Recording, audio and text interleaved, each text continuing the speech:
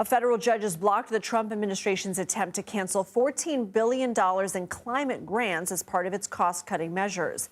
And the Environmental Protection Agency, or EPA, is preparing to potentially lay off up to 75% of staff from one of its major research bodies. Now, with major changes expected to hit the EPA, we wanted to take a look at how the agency came to be. In the 1960s, a series of environmental disasters made Americans realize how polluted the air and water were. In Ohio, 5-story flames burned on the Cuyahoga River after sparks from a train ignited oil-soaked debris floating in the water.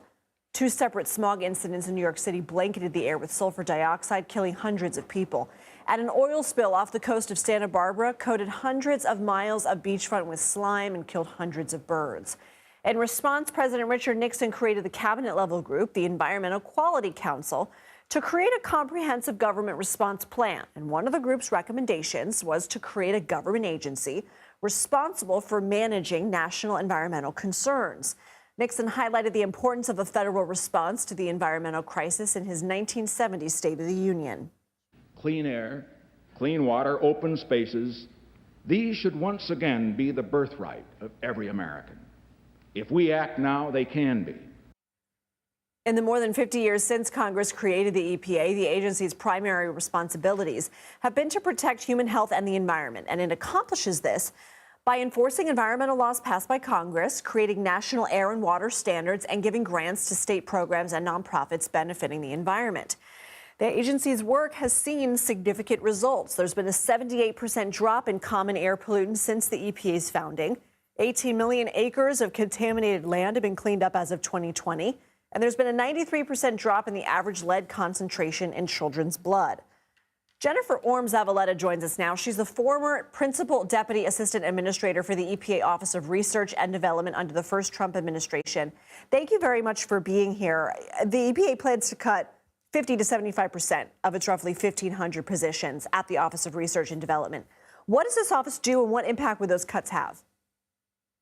Hi, thank you for having me. So as you noted, EPA's mission is to protect human health and the environment. And it does that by implementing the environmental statutes that Congress passed.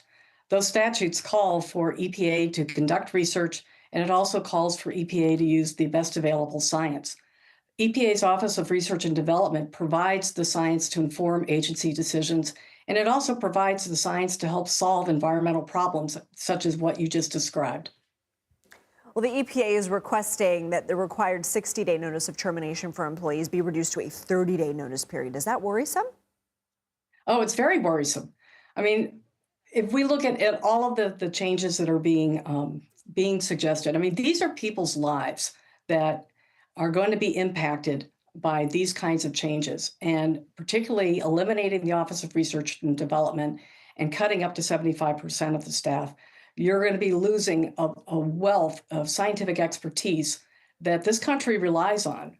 If there is an emergency, such as a train wreck, an oil spill, a hurricane, a mining accident, just to name a few, it's EPA's Office of Research and Development that helps to solve those problems, to provide the technology and the technical assistance to clean up those spills and address those issues to help the people that are exposed. So, if that's not happening, and on top of last week's rollback of some 31 environmental policies, what are your long-term concerns for the planet with these changes?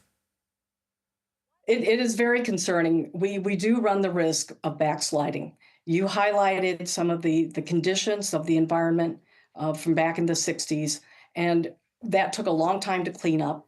Yes, it would take some time to revert back to those conditions, but removing the kind of scientific expertise that we have and that we need, we do run the risk of backsliding, and those effects are not going to be immediate, but people's health will be at risk. The environment will be at risk. Jennifer, do you feel like climate change has become a political football? Absolutely. The disappointing thing is much of what the scientists at ORD and what EPA does should not be a political football.